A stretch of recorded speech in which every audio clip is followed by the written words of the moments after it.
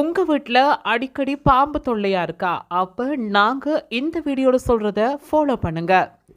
உங்க வீடுகள்ல அல்லது சுற்றுப்புற சூழல்ல பாம்போட தொல்லை அடிக்கடி இருந்தா, அதற்கு குறிப்பிட்ட ஒரு செடியை வளர்க்கறதால பாம்பு வாரத தடுக்க முடியும். பாம்புகள் ஒரு விஷமுள்ள பிராணியாகும். இதன் காரணத்தால தான் மக்களுக்கு பாம்பு என்ற பெயரை கேட்டாலே பயம் தெறிக்க விடும். வீட்டுல குழந்தைகள் பெரியவங்க இருந்தா அங்கு பாம்பு தொல்லை வரக்கூடாதுன்னு ஒவ்வொருத்தரும் நினைப்பான். ஆனா காட்டு பிரதேசங்களை அண்டி இருக்கிறவங்க வீட்டுக்கு கட்டாயம் பாம்பு வரும். இது தவிர வீட்டு தோட்டம் வச்சிருக்கிறவங்களுக்கு அந்த வீட்டு தோட்டத்தில் இருக்கிற பழங்கள் காய்கறிகளை சாப்பிட்றதுக்கு பாம்புகள் வரும். இப்படி பல காரணங்கள் மூலம் பாம்புகள் வீடுகளுக்கு நுழையிறது தடுக்கிறதுக்காக நாம் ஒரு செடியை வச்சாலே போதும். அந்த செடியோட பேர் தான் நாகதாளி.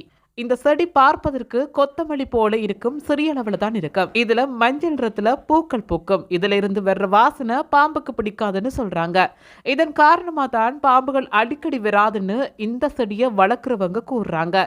ஆனாலும் இந்த பாம்பு விரட்டும் தாவரங்கள் ஒரு தற்காலிக தீர்வாகவோ அல்லது பாம்புகள் வருவதற்கான வாய்ப்பை குறைக்கும் ஒரு முறையாகவோ மட்டுமே கருதப்பட வேண்டும்னு சொல்லலாம். சோ இத போல உங்க வீட்டிலையும் பாம்பு தொல்லை இருக்கக்கூடாதுன்னா நாகதாளி செடியை வளர்த்துக்கோங்க. இது போன்ற செய்திகளை உடனுக்குடன் அறிந்து கொள்ள தமிழ் பிளஸ் யூடியூப் சேனலை மறக்காம சப்ஸ்கிரைப் பண்ணுங்க, கமெண்ட் பண்ணுங்க, ஷேர் பண்ணுங்க.